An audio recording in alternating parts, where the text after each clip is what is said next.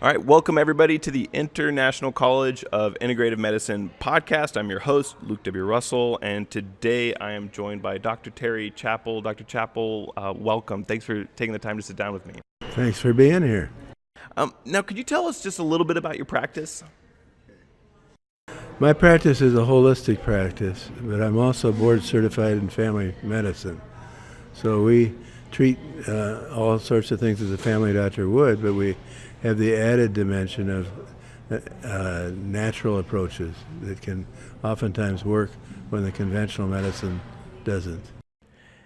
And whether it's over the last several months or the last couple of years, what would you say has been new in your practice? Probably the most recent thing is the oxidative treatments. We use ultraviolet light along with ozone gas to treat difficult infections and autoimmune problems. So one of the things I admire so much about physicians like yourself is that you're always learning, you're always digging in. You don't just take what you learned in school and just try to do the same thing every day. Recently, what would you say you've been learning or seeing in your patients? Well, their immune systems are breaking down, and that can be with chronic infections all the way to cancer. And you really need to do more to support the immune system because there's so many toxins around, there's stresses in the environment, and people just don't do what they need to do to stay well. There's not a big focus on the immune system other than vaccinations, and that's, for the most part, that's what conventional medicine focuses on.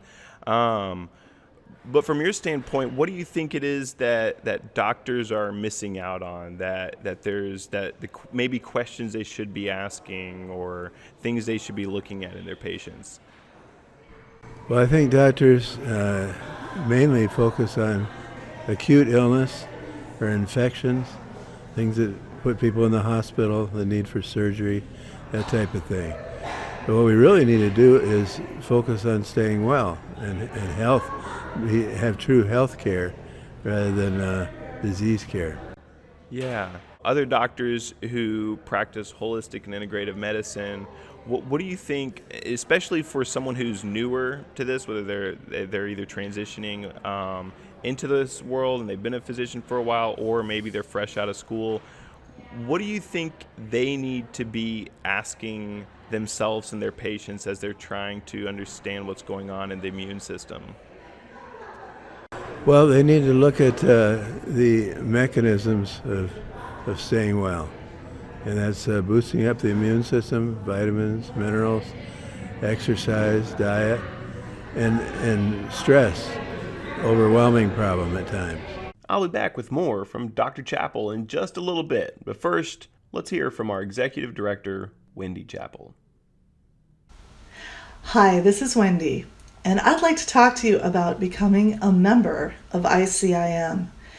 The very best benefit we can offer you are conference discounts. And you can save a significant amount of money when you plan to join us at our in-person gatherings if you are a member.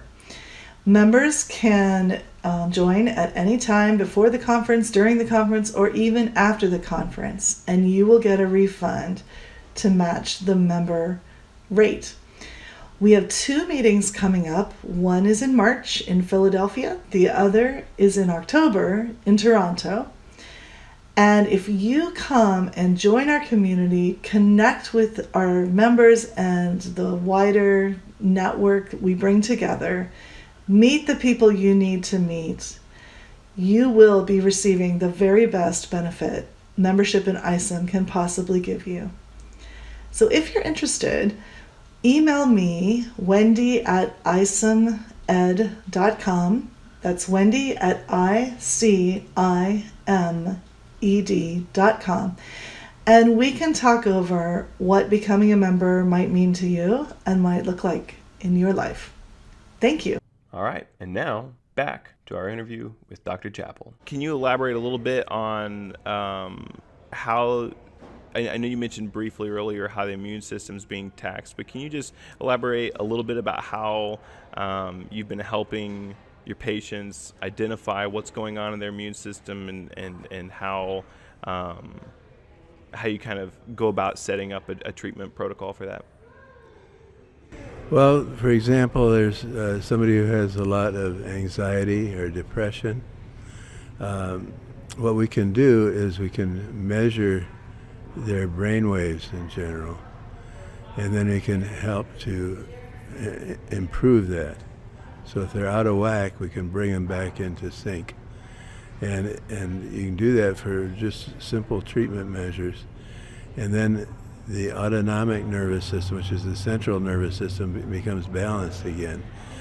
And we've had some remarkable results of people getting much better with their anxiety, their depression, fear of various things, and just with a few treatments. So it's been really fun to see that happen. That's so cool. What's the most startling thing you're seeing happening right now in your patients? First of all, their digestive systems are oftentimes a mess. And there's a big imbalance in the normal bacteria, the yeast, food allergies. It really makes a huge difference if you can't digest your food. Yeah. And that it happens with many, many people that we see. So that's usually the first thing. With how many times do you think? Or I don't know. I'm asking you to speculate a little bit, but how often do you think patients are treating something when it's really maybe an actual digestive problem, when they're treating something, the completely wrong symptom? They don't realize what they're experiencing is a digestive problem. It's very common, very common. And the other aspect of it is the food that we eat, because people eat food that they think is reasonably healthy, but a lot of times it's not. Yeah. And of course there's the junk food thing. I've heard that 1 out of every 3 people depend on junk food as the main part of their diet. Yeah. And that just doesn't make sense. Looking ahead into the future, what are you excited about in your practice, the work you're doing with your patients? What do you think's just beyond the horizon? Well, just beyond the horizon is pain control. We, as a group of physicians in the United States, there's a problem of opioids, and in Ohio, where I practice, that's the leading cause of medication-induced deaths. You know, so Ohio is ahead of the game, which is not fortunate, not good at all. But there's many ways we can do it with magnetic therapy. We can do intravenous treatments. We can do the ultraviolet light and ozone things.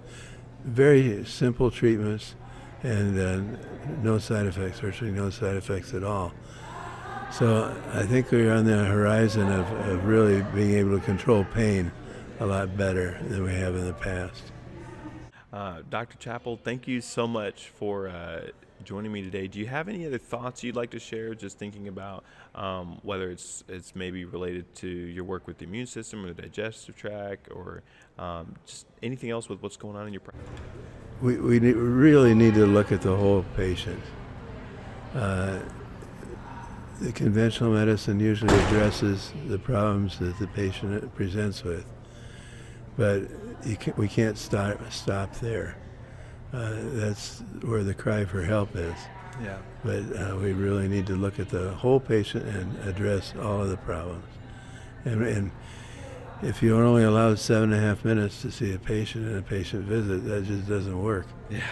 So I think that some of the newer ways to practice, such as the concierge method, where physicians are spending a lot more time with patients and focusing on what is wrong with their whole system is really the wave of the future. We can't keep going with this type of medicine we practice now. Do you have hope for where our medical system is going for the future? Oh yeah, I think there's a lot of exciting things going on, and physicians do want to help their patients. There's no question about that, and patients want that type of help. So it's there. We just have to figure out a way to do it and pay for it. Yeah. And the future's bright.